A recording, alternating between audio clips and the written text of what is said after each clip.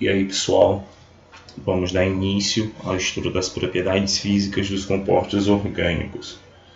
As substâncias orgânicas elas apresentam certas propriedades físicas como ponto de ebulição e ainda diferentes solubilidades em determinados solventes, como a água. Essas propriedades dependem da estrutura do composto. E aí a gente vai detalhar agora, passo a passo, tais propriedades. A primeira delas é o ponto de ebulição. A gente vai comparar o ponto de ebulição dessas moléculas. Professor, o que chega a ser o ponto de ebulição? Para quem lembra, ponto de ebulição é a temperatura aonde uma molécula no seu estado líquido passa para o estado de gás, estado gasoso, estado de maior energia, de maior agitação. Para que tu entenda o ponto de ebulição dessas substâncias e tu comparar entre as estruturas, tu tem que ter um entendimento sobre as interações e as forças intermoleculares entre as moléculas. Elas se atraem no estado sólido, no estado líquido. Para elas se manterem nesse estado, elas precisam de uma força de atração. E quando essas forças de atração são rompidas, elas acabam se separando e passando para o estado gasoso. Então, cada interação, cada tipo de força vai determinar o ponto de ebulição da molécula.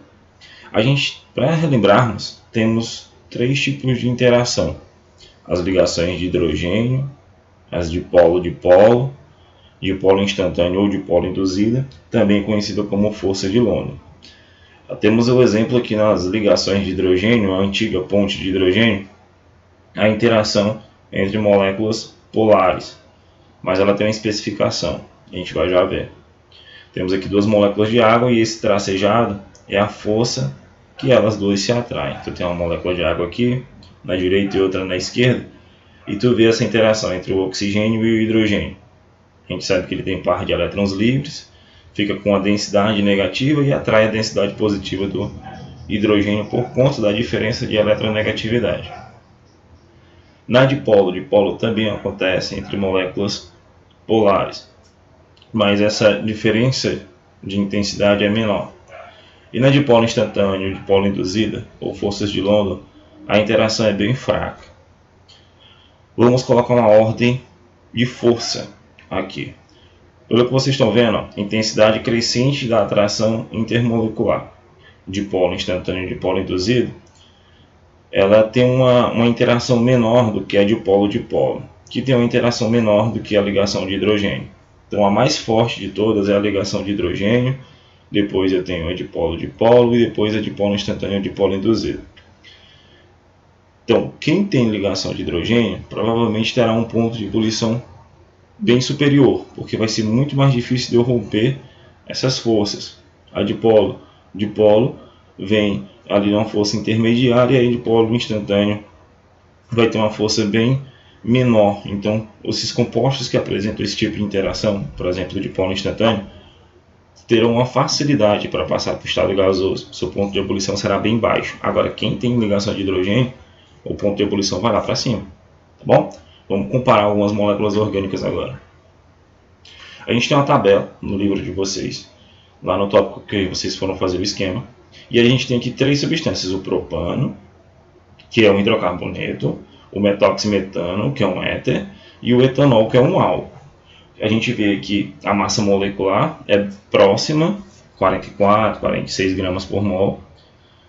E temos o tipo de força intermolecular. Se tu prestar atenção aqui, tu tem um hidrocarboneto, uma molécula apolar. Isso quer dizer que o tipo de interação que existe entre elas é dipolo instantâneo, dipolo induzido. Porque esse tipo de interação aqui acontece quando eu tenho moléculas apolares. Então, muito cuidado com isso. Ela acontece quando eu tenho moléculas apolares, como esse hidrocarboneto aqui. Já aqui no metoximetano, eu tenho dipolo-dipolo. Já é uma diferença um pouquinho maior. Eu já tenho um tipo de interação mais forte, né, dipolo-dipolo.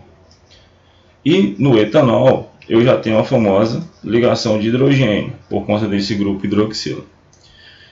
que a gente vai notar aqui no ponto de ebulição, que é a característica, propriedade física do composto? Esse cara, o ponto de ebulição dele é menos 45 graus Celsius, então é uma temperatura muito baixa. Passou dos menos 45 graus Celsius, esse material já se encontra no estado gasoso. Por isso que o propano, a temperatura ambiente, ele é gás. Se tu for analisar o propano que é usado na indústria, ele é gasoso a temperatura ambiente. Já o metoximetano, que é essa segunda molécula, ele já tem um ponto de ebulição maior, menos 25. Então só é com temperaturas superiores a menos 25 graus Celsius que ele vai ter que passar, né, vai ter a condição de passar para o estado gasoso. Já tem um ponto de ebulição superior, justamente por conta da força, que é um pouco maior de polo. E aí a gente tem a ligação de hidrogênio e tu vê que o ponto de ebulição é absurdo, já vai lá para cima em relação aos outros dois, 78 graus Celsius. Para que o etanol passe para o estado gasoso, o álcool que a gente conhece, o etanol, ele precisa de uma temperatura de 78 graus Celsius para que suas forças consigam ser rompidas e ele acaba passando para o estado de gás. Vamos dar uma continuidade ao conteúdo. Aqui nós temos uma comparação, né, uma visão um pouco mais macroscópica da coisa. Temos aqui o estado líquido, ele pegou um solvente qualquer, está no estado líquido e tu vê que essas bolinhas que representam as moléculas estão ligadas por um tracejado que representa a força intermolecular. Então, a força que une isso daqui, ó, como se fosse uma linha de costura. Quando eu vou romper essas ligações, essas interações, melhor dizendo, quando eu vou romper elas se separam e acabam passando para o estado gasoso. Eu consigo isso transferindo energia para as moléculas. É o famoso aquecimento, gerando ebulição. Quando tu coloca água para ferver, por exemplo, tu rompe as forças que existem entre as moléculas e elas acabam se separando e passando para o estado gasoso. Aqui a gente tem outra comparação. Temos 3 moléculas de álcool, metanol, etanol e propano 1-ol. Pessoal, é o seguinte, a força intermolecular entre elas é a mesma, ligação de hidrogênio. Então todas têm uma ligação muito forte, é um tipo de interação bem forte. Professor, como é que eu vou diferenciar o ponto de ebulição deles? Nesse momento que tu vê que a interação entre as moléculas é a mesma, não tem como tu comparar. Aí você vai para o segundo critério, que é analisar a massa molar. Você vai analisar aqui, ó, a massa molar. Como a interação molecular é a mesma, não tem como eu comparar, eu vou analisar a massa molar do composto. Ele fala aqui, aumento da massa dos álcools, aumento do número de elétrons na molécula. Essa cauda é maior, vocês estão vendo? Tu tem o grupo hidroxila que determina a função orgânica e tu tem aqui cadeias cada vez mais longas, do primeiro até o terceiro. Isso me indica um número maior de elétrons na molécula, um peso molecular maior. O que isso vai interferir, professor?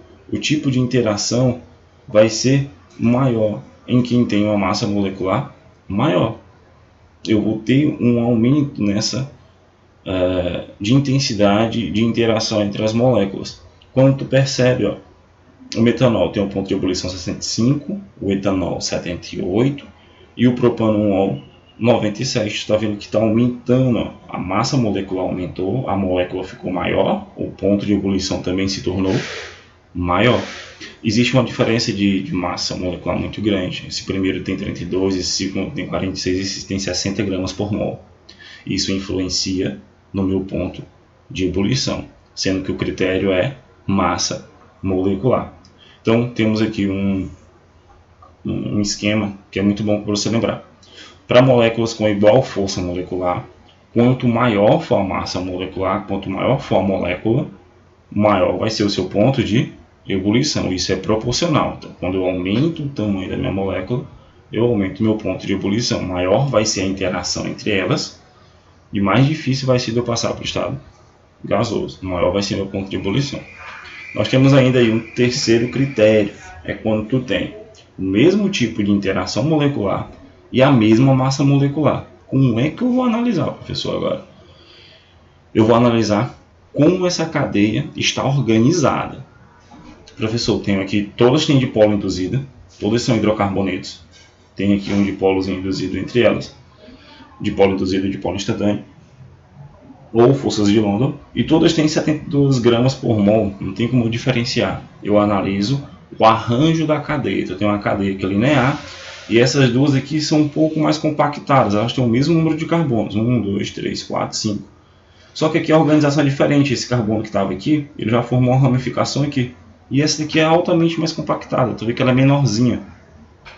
Olhando para o ponto de ebulição, essa primeira tem 36 gramas por 36 graus Celsius, essa daqui tem 28 graus Celsius e essa daqui 9,5 graus Celsius. Então o ponto de ebulição está diminuindo. Professor, então eu entendo quem tem essa molécula mais espaçosa, linear, tem um tipo de interação maior entre a cadeia. E essas que tem cadeia mais compactada, mais ramificada e tem um espaçamento, um volume menor do que ocupa as cadeias lineares, eu vou ter um ponto de ebulição maior, vou ter uma interação maior. Então ele colocou até um esquemazinho aqui no final, ele fala, tamanho da cadeia.